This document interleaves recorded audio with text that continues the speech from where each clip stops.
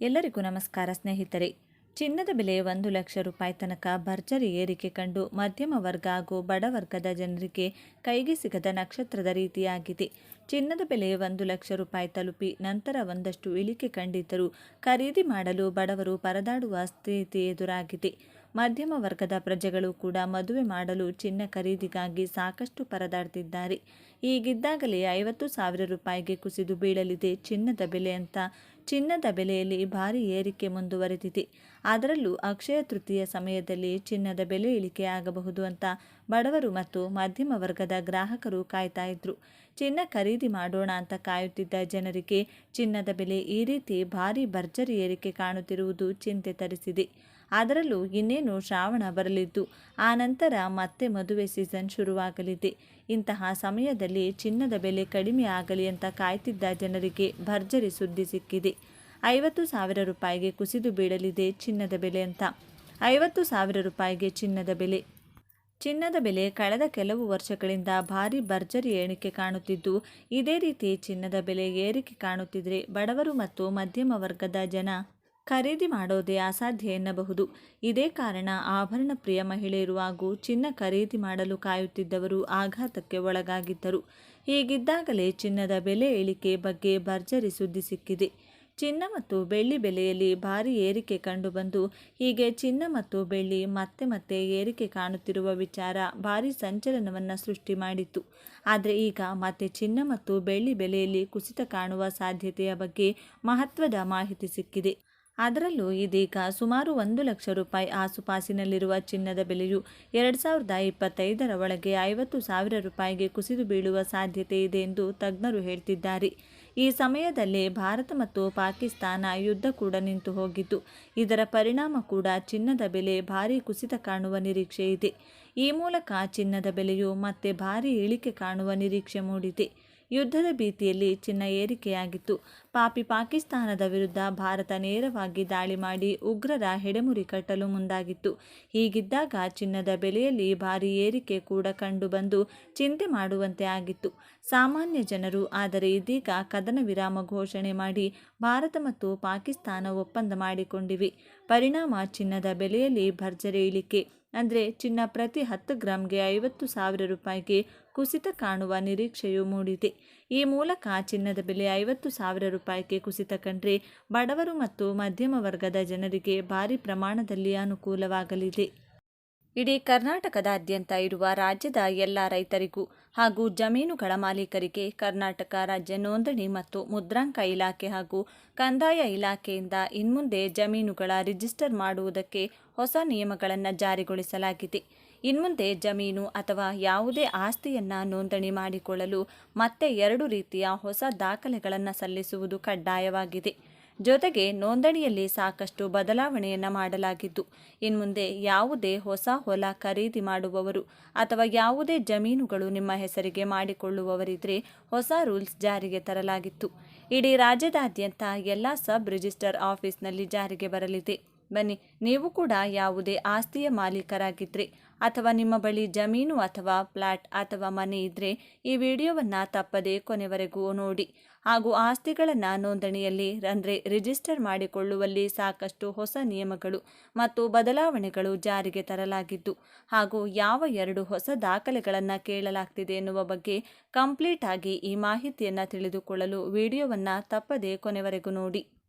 ಭಾರತದಲ್ಲಿ ಭೂಮಿಯು ಒಂದು ಅಮೂಲ್ಯ ಆಸ್ತಿಯಾಗಿದ್ದು, ಅದನ್ನು ಖರೀದಿಸುವುದು, ನೋಂದಣಿಯನ್ನು ಮಾಡುವುದು ಕಾನೂನುಬದ್ಧ ಪ್ರಕ್ರಿಯೆಯಾಗಿರುತ್ತದೆ. ಆದರೆ ಈ ಪ್ರಕ್ರಿಯೆ ಹಲವು ಹಂತಗಳು, ಕಚೇರಿ ಸುತ್ತಾಟ ಮತ್ತು ಜಟಿಲ ಪೇಪರ್ ವರ್ಕ್ಗಳಿಂದ ಕೂಡಿರುತ್ತದೆ. ಇದನ್ನು ಸರಳೀಕರಿಸಲು ಮತ್ತು ವಂಚನೆಗಳನ್ನು ತಡೆಯಲು ಸರ್ಕಾರ ಜನವರಿ 1, 2025ರಿಂದ ಭೂ ನೋಂದಣಿಗೆ ಹೊಸ ನಿಯಮಗಳನ್ನು ಜಾರಿಗೆ ತಂದಿದೆ. ಇದೇ ರೀತಿ ಎಲ್ಲ ಮಾಹಿತಿಗಾಗಿ ತಪ್ಪದೇ ನಮ್ಮ ಚಾನೆಲ್ನ ಸಬ್ಸ್ಕ್ರೈಬ್ ಮಾಡಿಕೊಳ್ಳಿ. ಈ ನಿಯಮಗಳು ನೋಂದಣಿ ಪ್ರಕ್ರಿಯೆಯಲ್ಲಿ ಸಂಪೂರ್ಣವಾಗಿ ಡಿಜಿಟಲ್ ಮಾಡಲು, ಆಧಾರ್ ಕಾರ್ಡ್ ಲಿಂಕೇಜ್ ಕಡ್ಡಾಯಗೊಳಿಸಲು ಮತ್ತು ನೋಂದಣಿ ಮೇಲಿನ ವೀಕ್ಷಣಾ ವ್ಯವಸ್ಥೆಯನ್ನು ಬಲಪಡಿಸಲು ಯೋಜನೆಗೊಂಡಿವೆ. ಈ ಹೊಸ ನೀತಿಗಳು ಭೂ ಮಾಲೀಕರಿಗೆ, ರಿಯಲ್ ಎಸ್ಟೇಟ್ ವ್ಯವಹಾರಗಳಿಗೆ ಮತ್ತು ಖರೀದಿದಾರರಿಗೆ ಭದ್ರತೆ ಮತ್ತು ಪಾರದರ್ಶಕತೆಯನ್ನು ತರುತ್ತದೆ. ಭೂ ನೋಂದಣಿಯ ಹೊಸ ನಿಯಮಗಳ ಪ್ರಮುಖ ಅಂಶಗಳು: ಡಿಜಿಟಲ್ ನೋಂದಣಿ ಕಚೇರಿಗೆ ತೆರಳುವ ಅಗತ್ಯವಿಲ್ಲ. ಹೊಸ ನಿಯಮಗಳ ಪ್ರಕಾರ ಭೂ ನೋಂದಣಿಯ ಸಂಪೂರ್ಣ ಪ್ರಕ್ರಿಯೆಯನ್ನು ಆನ್ಲೈನ್ನಲ್ಲಿ ಡಿಜಿಟಲೀಕರಣಗೊಳಿಸಲಾಗಿದೆ. ನೀವು ಕಚೇರಿಗೆ ತೆರಳದೆ ನೇರವಾಗಿ ಡಿಜಿಟಲ್ ಮಾದರಿಯಲ್ಲಿ ದಾಖಲಾತಿಗಳನ್ನು ಸಲ್ಲಿಸಬಹುದು. ಎಲ್ಲ ದಾಖಲೆಗಳನ್ನು ಆನ್ಲೈನ್ನಲ್ಲಿ ಅಪ್ಲೋಡ್ ಮಾಡಬಹುದು.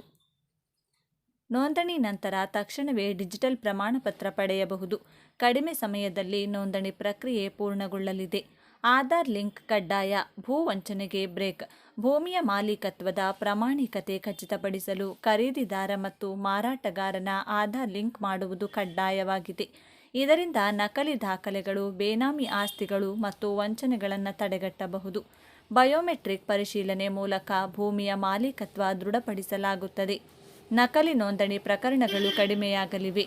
ಪಾರದರ್ಶಕ ಭೂ ದಸ್ತಾವೇಜು ವ್ಯವಸ್ಥೆ ಸ್ಥಾಪನೆ. ವಿಡಿಯೋ ರೆಕಾರ್ಡಿಂಗ್ ಎಲ್ಲ ವ್ಯವಹಾರಗಳ ಮೇಲ್ವಿಚಾರಣೆ. ಈಗಿನವರೆಗಿನ ಭೂಮಿಯ ನೋಂದಣಿ ಮತ್ತು ಕಾನೂನು ದಸ್ತಾವೇಜುಗಳ ಬಗ್ಗೆ ಯಾವುದೇ ದೃಢವಾದ ದಾಖಲೆ ಇರಲಿಲ್ಲ.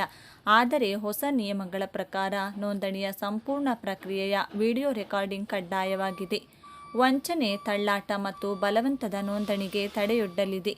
ಯಾವುದೇ ಭೂ ವಿವಾದಗಳು ಎದುರಾಗಿದ್ದರೆ ಈ ವಿಡಿಯೋ ಸಾಕ್ಷಿಯಾಗಿ ಕಾರ್ಯನಿರ್ವಹಿಸುತ್ತದೆ. ಭೂ ಮಾಲೀಕತ್ವ ಮತ್ತು ನೋಂದಣಿ ಸಂಬಂಧಿತ ದೂರುಗಳಿಗೆ ವೇಗವಾದ ಪರಿಹಾರ ಸಿಗಲಿದೆ.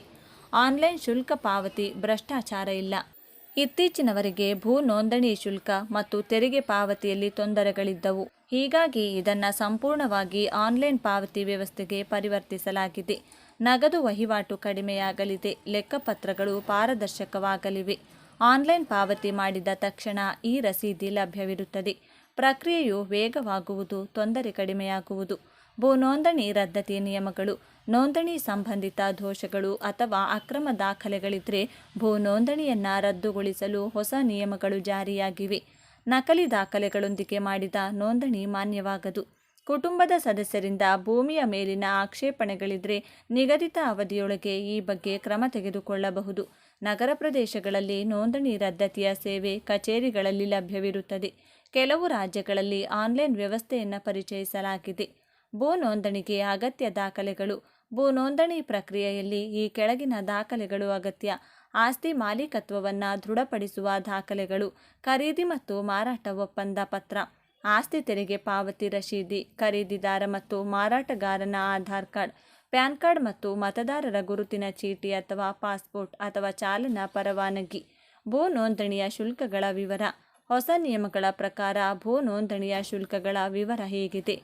ಸ್ಟ್ಯಾಂಪ್ ಡ್ಯೂಟಿ 20 ಲಕ್ಷದವರೆಗೆ 2%, 21 ಲಕ್ಷದವರೆಗೆ 45 ಲಕ್ಷದವರೆಗೆ 3%, 45 ಲಕ್ಷದ ಮೇಲಿನ ಆಸ್ತಿಗಳಿಗೆ 5%, ಸೆಸ್ 10%, ಗ್ರಾಮೀಣ ಪ್ರದೇಶಗಳನ್ನು ಹೊರತುಪಡಿಸಿ. ಸರ್ಚಾರ್ಜ್. ನಗರ ಪ್ರದೇಶಗಳು 2%, ಗ್ರಾಮೀಣ ಪ್ರದೇಶಗಳು 3%. ನೋಂದಣಿ ಶುಲ್ಕ ಆಸ್ತಿಯ ಮೌಲ್ಯಕ್ಕೆ ಅನುಗುಣವಾಗಿ ಅಥವಾ ಪ್ಲಾಟ್ ದರದಲ್ಲಿ. ಈ ಹೊಸ ನಿಯಮಗಳ ಪರಿಣಾಮವೇನು? ಭೂ ನೋಂದಣಿ ಸರಳ ಮತ್ತು ವೇಗವಾಗಲಿದೆ. ನಕಲಿ ನೋಂದಣಿಗಳು ತಡೆಯಲ್ಪಡುವುದು. ಪಾರದರ್ಶಕ ಮತ್ತು ಭದ್ರಿತ ಭೂಮಿಯ ಕಾನೂನು ವ್ಯವಸ್ಥೆ ನಿರ್ಮಾಣ.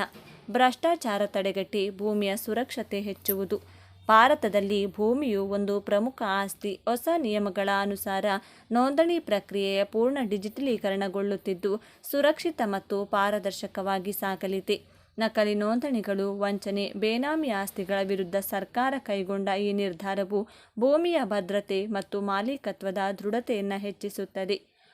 ನೀವು ಭೂಮಿ ಅಥವಾ ಆಸ್ತಿಯನ್ನು ಖರೀದಿಸುವ ಯೋಜನೆ ಮಾಡುತ್ತಿದ್ದರೆ ಈ ಹೊಸ ನಿಯಮಗಳ ಬಗ್ಗೆ ಪೂರ್ಣ ಮಾಹಿತಿ ಪಡೆದುಕೊಳ್ಳಿ. ಸರಿಯಾದ ದಾಖಲೆಗಳನ್ನು ಸಿದ್ಧಗೊಳಿಸಿ ಮತ್ತು ಡಿಜಿಟಲ್ ಭೂ ನೋಂದಣಿ ಮೂಲಕ ಸುರಕ್ಷಿತ ಮತ್ತು ಸರಳ ಅನುಭವವನ್ನು ಹೊಂದಿ.